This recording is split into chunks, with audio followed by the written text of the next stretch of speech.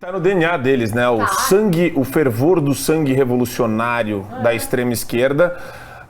Porém, ele é insensado. Não sei se vocês lembram recentemente, o ex-ministro já, Ricardo Lewandowski, se reunindo com a alta cúpula do MST. Sim.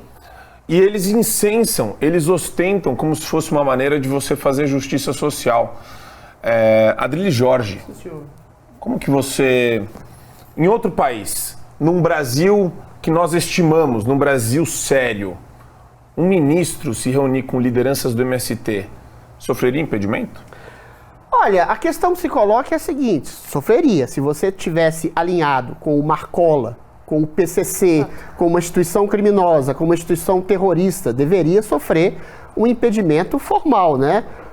Dentro da base do governo, se tivesse um judiciário também que fosse imparcial. A questão é, o problema do Brasil é que depois de 13 anos de lulopetismo com Lula e a Dilma, as instituições foram aparelhadas por ideopatas, por ideólogos. Você tem juízes progressistas, você tem instituições progressistas, academias, faculdades, escolas públicas e privadas progressistas, e você tem ministérios, como o Ministério da Educação, que não adianta você ter 4 anos de governo conservador, que tem 200 mil funcionários comissionados esquerdistas. Ou seja, para você remover essa gente e você dar uma arejada no poder é muito difícil. E aí quando você tem o próprio governo Lula que incensa o movimento do Sem Terra, quando você tem o próprio STF que incensa o movimento do Sem Terra e faz um discurso de, não, nós vamos proibir invasões, mas você acolhe essas pessoas dentro do seio do governo, e não é só em comitiva não, Duda.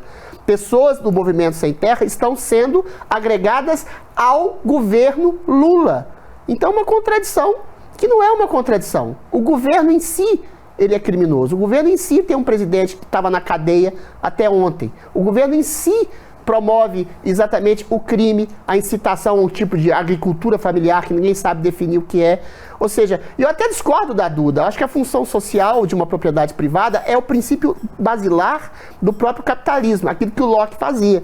Você cerca um terreninho lá, de 1 hectare qualquer, assim, e você planta soja, feijão, arroz, qualquer coisa, e vende aquilo, você lucra com a sua propriedade privada e você ofere lucros também de comida, de trabalho para a sua sociedade em redor. Esse é o primeiro elemento de uma sociedade capitalista. Assim como o seu corpo, a sua consciência, você pode escrever um livro, você pode se transformar num atleta, você gera entretenimento, você gera expansão de consciência através das suas ideias, ou seja, a propriedade privada da sua personalidade, do seu corpo, você também está contribuindo socialmente para aquelas pessoas. Agora, você não pode dizer que ninguém possa invadir o seu corpo ou pegar seu livro, não, isso aqui, esse lucro não vai ser seu, vai ser da coletividade. Aí você deturpa o princípio da propriedade privada, que é o que o MST faz com o endosso do governo.